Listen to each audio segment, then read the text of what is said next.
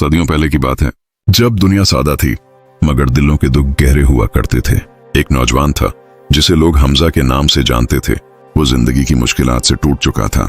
दोस्त छोड़ गए, अपने बदल गए और दिल में एक अजीब सी इतनाहियत बस गई थी। एक दिन वो शहर छोड़कर अकेला ही सफर पर निकल पड़ा। न कोई मंजिल, न कोई हमसफर, बस दिल में दर्द और आंखों में खामोशी। रास्ता लंबा था, धूप तेज थी और हर कदम पर थकन बढ़ रही थी। वो एक दरख्त के नीचे बैठ गया और आसमान की तरफ देखकर बोला, या अल्लाह, अगर तू मेरे साथ है तो मुझे कोई निशानी दे दे।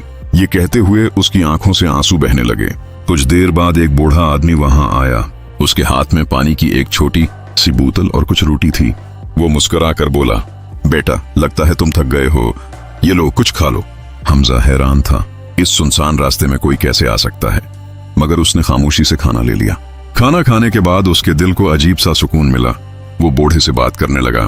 बूढ़ा बोला, बेटा, याद रखो, जब सब साथ छोड़ दें तब अल्लाह करीब होता है और जो सब्र करता है अल्लाह उसे कभी खाली नहीं लौटाता।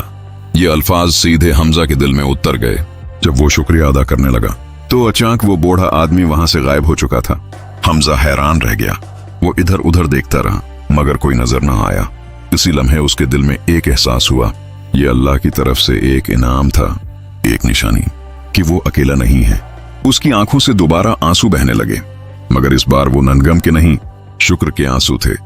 वह उठा और नए हौसले के साथ अपनी जिंदगी की तरफ वापस चल पड़ा। तन्हाई में भी अल्लाह हमारे साथ होता है और सब्र करने वालों को वो ऐसे इनाम देता है जो दिल को सुकून दे जाते हैं।